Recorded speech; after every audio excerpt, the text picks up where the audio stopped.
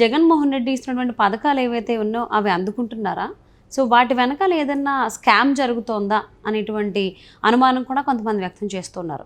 అసలు జగన్మోహన్ రెడ్డి ఇస్తున్నటువంటి సంక్షేమ పథకాల వల్ల లాభం జరుగుతోందా, నష్టం జరుగుతోందా? ఈ అంశానికి సంబంధించి మనతో మాట్లాడడానికి, వారి విశ్లేషణని మనతో పంచుకోవడానికి ఈరోజు మనతో పాటు ఉన్నారు సీనియర్ పొలిటికల్ అనలిస్ట్ రాజేష్ అప్పసాన్ గారు ఉన్నారు. వారితో మాట్లాడదాం. జగన్మోహన్ రెడ్డి ఇస్తున్నటువంటి పథకాల వెనక ఏదో స్కామ్ నడుస్తోంది అంటున్నారు. అసలు దానికంటే ముందు ఆ ఇచ్చినటువంటి పథకాల వల్ల ఏపీ ప్రజలకి లాభమా, నష్టమా, ఏం జరుగుతోంది? మనం ట్రైన్లో ప్రయాణం చేస్తున్నాం. మనకి ఆ ట్రైన్లో ప్రయాణం చేసే సందర్భంగా ట్రైన్ ఎక్కే ముందు మన ప్లాట్ఫామ్ మీద ఉండగానే మనకి అనౌన్స్మెంట్ వస్తూ ఉంటుంది. అపరిచితులు ఆఫర్ చేసే ఆహార పదార్థాలు తీసుకోకండి.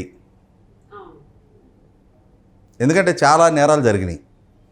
చాలా మంచిగా మనతో పాటే ప్రయాణం చేస్తూ మనతో మాట కలిపి వాళ్ళ మీద మనకి ఎటువంటి అనుమానం రాకుండా వ్యవహరిస్తా వాళ్ళు తింటూ మనకు కూడా ఒక బిస్కెటో 2 బిస్కెట్లో పెడతారు. మనకి ఈలోపు వాళ్ళతోటి కొంత కనెక్టివిటీ ఏర్పడిపోద్ది. అసలు అనుమానమే రాదు. ఆ బిస్కెట్ మనం కూడా తింటాం. వాళ్ళు తిన్న బిస్కెట్ ఏమో శుభ్రంగానే ఉంటారు. మనం బిస్కెట్ తినగానే మెల్లగా మత్తులోకి జారిపోతాం. ఎంత మత్తులోకి జారిపోతాము అని అంటే మన ఒంటి మీద ఉన్న బట్టలు ఇప్పుకెళ్ళినా కూడా మనకు తెలియదు. మన బ్యాగేజ్ వెళ్ళిపోద్ది. మన ఒంటి మీద ఉన్న విలువైన వాచీలు, ఫోన్లు, గొలుసులు లాంటివి ఉంటే వెళ్ళిపోతాయి. ఇట్లాంటి నేరస్తుల బారిన పడి నాకు తెలిసిన చాలామంది కూడా బాధితులుగా మారి సర్వం కోల్పోయిన వాళ్ళు ఉన్నారు. ప్రయాణాల్లో ఏదో ఒక ప్లాట్ఫామ్ మీదకి నెట్టే పడతారు. పిచ్చి వాళ్ళలాగా వాళ్ళ స్పృహలో వాళ్ళు ఉండరు. అంటే ఒక మత్తులో ముంచేసి నిలువు దోపిడీ చేస్తారు. ఎవరు చేస్తారు? వ్యాపారస్తుడు ఎదురువాడి దగ్గర కొట్టేయాలి అని అంటే వెర్రాడైనా దొరకాలంట, ఎరిగినాడైనా దొరకాలంట. అట్లాగే వీళ్ళు కూడా మోసం చేయాలి అని అంటే మొట్టమొదటి నమ్మకం కల్పించాలి. ఎవరినైతే మనం నమ్ముతామో వాళ్ళ చేతిలోనే మనం మోసపోతాం. ఇవాళ ఆంధ్రప్రదేశ్ పౌర సమాజాన్ని కూడా జగన్మోహన్ రెడ్డి గారి ప్రభుత్వం సంక్షేమం అనే మత్తులో ముంచుతుంది. సంక్షేమం మాత్రమే సర్వరోగ నివారిణి అని చెప్పనే ఒక భావనలోకి పౌర సమాజాన్ని తీసుకెళ్ళిపోతుంది. ఆంధ్రప్రదేశ్ పౌర సమాజం కూడా ఆ మత్తులోనే కొట్టుమిట్టాడాలి అని చెప్పని జగన్మోహన్ రెడ్డి గారి తాపత్రయం. ఇవాళ భారతదేశ రాజకీయ చరిత్రలో, ప్రజాస్వామ్య చరిత్రలో చాలా ప్రభుత్వాలు వచ్చినాయి, పోయినాయి. ప్రతి ప్రభుత్వము వారి వారి స్థాయిలో సంక్షేమాన్ని అమలు చేశారు. భవిష్యత్తులో వచ్చే ప్రభుత్వాలు కూడా సంక్షేమాన్ని అమలు చేస్తాయి. ప్రభుత్వం వైపు నుంచి ప్రజలకు సంక్షేమ పథకాలు ఇవ్వటం అనేది జగన్మోహన్ రెడ్డి గారితో మొదలు కాదు, చివర కాదు. కానీ జగన్మోహన్ రెడ్డి గారు చేపకి ఎరేసినట్టుగా నేనే సంక్షేమం ఇస్తున్నా అని చెప్పని సంక్షేమ పథక ప్రదాతగా ఆయన చిత్రీకరించుకుంటా ప్రజల మొత్తాన్ని హిప్నటైజ్ చేయాలని చెప్పని ప్రయత్నం చేస్తూ ఉన్నారు. తనకు అనుకూలంగా మలుచుకునే ప్రయత్నం చేస్తూ ఉన్నారు. ప్రజల్లో చాలామంది ఇప్పటికీ కూడా జగన్మోహన్ రెడ్డి గారికి ముందున్న సంక్షేమాన్ని మర్చిపోతున్నారు. జగన్మోహన్ రెడ్డి గారికి కాని రాష్ట్రాల్లో ఉన్న సంక్షేమాన్ని గురించి పట్టించుకోవటం లేదు. జగన్మోహన్ రెడ్డి గారు లేకుంటే సంక్షేమం ఉండదేమో అని ఈ అధికార పార్టీ నాయకులు, వాళ్ళ వ్యూహకర్తలు, వాళ్ళ సోషల్ మీడియా ద్వారా విస్తృతంగా చేస్తున్న బ్రెయిన్ వాష్ ప్రభావంలో పడుతున్నారు కొంతమంది. ఇక్కడ గమనించుకోవాల్సింది ఏంటి అంటే సంక్షేమం మాటున అధికారం దక్కించుకున్న జగన్మోహన్ రెడ్డి గారు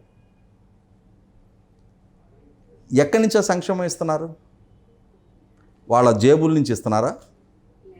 ప్రభుత్వ ఆదాయం నుంచే కదా. ప్రభుత్వానికి ఆదాయం ఎక్కడి నుంచి వస్తుంది?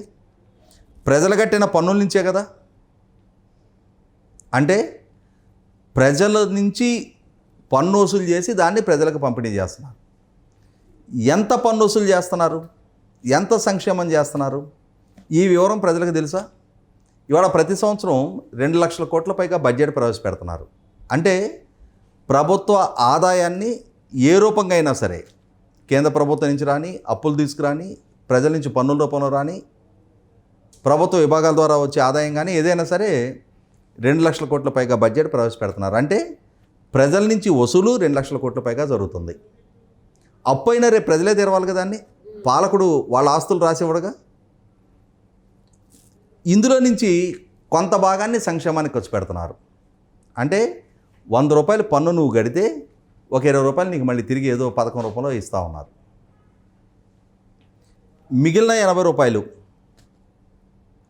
ఏ రంగాలకు ఖర్చు పెడుతున్నారు, వీళ్ళ ప్రాధాన్యతలు ఏంటి, వాటి ద్వారా వనగూరుతున్న ప్రయోజనం ఏంటి, సమాజానికి సిద్ధిస్తున్న లాభం ఏంటి, ఇవి కదా విస్తృతంగా చర్చ జరగాలి. పాలకులుగా ఉన్నవాళ్ళు సంక్షేమంతో పాటు సైమల్టేనియస్గా అభివృద్ధి కూడా చేయాలి. అభివృద్ధి అంటే పెట్టుబడులు రప్పించాలి, పరిశ్రమలు వ్యాపారాలు నెలకొల్పాలి, ప్రజలకు ఉపాధి కల్పన జరగాలి, ప్రజలు తమ కాళ్ళ మీద తాము నిలబడగలిగే శక్తియుక్తుల్ని సమాజానికి అందివ్వాలి, తమకు తాము సంపాదించుకునే సామర్థ్యాన్ని కల్పించాలి. అంతేగాని కూర్చోబెట్టి నేను ప్రతి ఒక్కరికి స్పూన్ ఫీడింగ్ ఇస్తాను అని అంటే మనం గమనిస్తూ ఉంటాం. చాలా చోట్ల ముఖ్యంగా మార్వాడి షాపులు ఉన్న దగ్గర ఉదయాన్నే పావురాలకు గింజలు చల్లుతారు. ఆ గింజలకు అలవాటు పడ్డ పావురాలు సొంతంగా గింజలు సంపాదించుకునే సామర్థ్యాన్ని కోల్పోతాయి. ఒకరోజు అతను ఆ టైంకి గింజలు చల్లకపోతే నకనకలాడిపోతా ఆ చుట్టూనే తిరుగుతూ ఉంటాయి. కానీ సృష్టి పుట్టిన దగ్గర నుంచి ఎవరో వేసిన గింజలు తిని కాదు కదా అవి పెరిగింది. స్వంతంగా ప్రకృతిలో వాటి ఆహారాన్ని అవి సంపాదించుకొని సర్వైవ్ అవుతూ వచ్చినాయి. కానీ ఆ సొంతంగా సంపాదించుకునే సామర్థ్యాన్ని చంపేసి వీళ్ళేసే గింజల మీద ఆధారపడే పరిస్థితి సృష్టిస్తున్నారు. దీనికి పౌర సమాజం కూడా అటువంటి వాటికి ఎడిక్ట్ అవుతూ ఉన్నారు. ఇవాళ ఎడిక్ట్ చేయాలని చెప్పని ప్రభుత్వాలు ఆలోచిస్తూ ఉన్నాయి. ఇవాళ ఈ సంక్షేమం మత్తులో ప్రజల ముంచేసి అధికారం దక్కించుకుంటున్నారు. వీళ్ళకేం దక్కుతుందో అధికారం దక్కించుకున్న వాళ్ళకి మనం చూస్తూ ఉన్నాం కదా. వేల కోట్ల రూపాయల ప్రకృతి వనరుల లూటీ జరుగుతూ ఉంది. ప్రభుత్వ భూములు పరాధీనం అయిపోతూ ఉన్నాయి. ముఖ్యంగా మైనింగ్ రిసోర్సెస్, లక్షల కోట్ల మైనింగ్ రిసోర్సెస్ ఇవాళ పరాధీనం అవుతూ ఉన్నాయి. మన కళ్ళ ముందు సైకిల్ మీద తిరిగి 30 ఏళ్ల క్రితం 30 ఏళ్ల క్రితం ప్రజా జీవితంలో మన కళ్ళ ముందు తిరిగిన వాళ్ళే. వాళ్ళు ఎక్కడి నుంచి ఆకాశాన్ని చూడరాలా. వాళ్ళ జీవనం ఎక్కడ బిగినైంది, వాళ్ళు ఎక్కడికి చేరారనేది మన కళ్ళ ముందు కనిపిస్తూనే ఉంది. ఎక్కడి నుంచి సంపాదిస్తున్నారు? ప్రజలకి ఎరేసి అధికారం దక్కించుకొని అధికారం మాటున అధికారాన్ని ఉపయోగపెట్టుకొని వ్యవస్థలను చేతిలో పెట్టుకొని ప్రశ్నించే తత్వాన్ని చంపేస్తా నీ దోపిడీ ఏంటా, మాకేదో కొద్దిగా పథకాలు ఇచ్చి నువ్వు ఇంత దోపిడీ చేస్తున్నావు అని చెప్పని ప్రశ్నించే ధైర్యం సాహసం కూడా ప్రజలకు లేకుండా నిర్బంధకాండ ప్రయోగిస్తా ప్రజలకున్న హక్కుల్ని హరిస్తా వాళ్ళ అధికారాన్ని సుస్థిరం చేసుకొని వేల కోట్ల రూపాయల నుంచి లక్షల కోట్ల రూపాయలు సంపాదిస్తూ ఉన్నారు. ఈరోజు సుప్రీంకోర్టు నుంచి ఒక తీర్పు వచ్చింది. ఆంధ్రప్రదేశ్ రాష్ట్రంలో అక్రమ ఇసుక తవ్వకాలని ఆపేయాలి అని చెప్పని 5 సంవత్సరాలుగా అడ్డగోలుగా దోపిడీ జరిగిపోయిన తర్వాత ఇంకొక 2 వారాల్లో ఎన్నికలకు ఎదుర్కోబోతున్న సందర్భంగా ఇప్పుడు తీర్పులు ఇచ్చే ప్రయోజనం ఏంటి? ఈ జరిగిపోయిన దోపిడీని రికవరీ చేయాలి కదా, బాధ్యులైన వాళ్ళని శిక్షించాలి కదా. అంత కట్టుదిట్టంగా వ్యవస్థలు పనిచేస్తున్నాయా? ప్రజలకు ఆ సంక్షేమ పథకాలే దక్కుతున్నాయి. కానీ ఆ సంక్షేమ పథకాల మాటున వీళ్ళు చేస్తున్న దోపిడీ, వీళ్ళు చేస్తున్న అరాచకం, వీళ్ళు చేస్తున్న అకృత్యాలు, వీళ్ళు చేస్తున్న అవినీతి ఆక్రమణలు ప్రజలు మొట్టమొదటి రియలైజ్ అవ్వండి. సంక్షేమం మీ హక్కు. మీరు కట్టిన పన్నుల నుంచి ప్రభుత్వం మీకు ఇస్తుంది. సంక్షేమంతో పాటు సైమల్టేనియస్గా అభివృద్ధి జరగాలి, మీ ఆస్తుల పరిరక్షణ జరగాలి, మీకు మెరుగైన ఉపాధి కల్పన జరగాలి, సంపద సృష్టి జరగాలి, సివిక్ కమ్యూనిటీస్ ప్రొవైడ్ చేయాలి, శాంతి భద్రతలు కాపాడబడాలి, మహిళల గౌరవానికి భంగం కలగకుండా చూసుకోవాలి. ఇవి కదా ప్రభుత్వ ప్రాధాన్యతలు.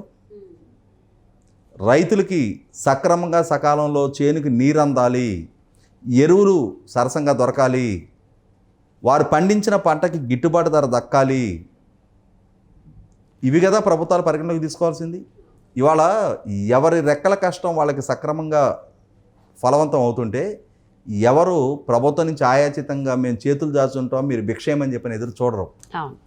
ప్రభుత్వాలు ఆ దిశగా చొరవ చూపకుండా, ఆ దిశగా ఆ ఫెసిలిటేషన్ చేయకుండా, తాము చేయాల్సిన అసలు సిసల కర్తవ్యాన్ని నిర్వర్తించకుండా ఈ విధంగా ప్రలోభాలతోటి ప్రజలను మచ్చిక చేసుకునే ప్రయత్నం చేస్తున్నారు.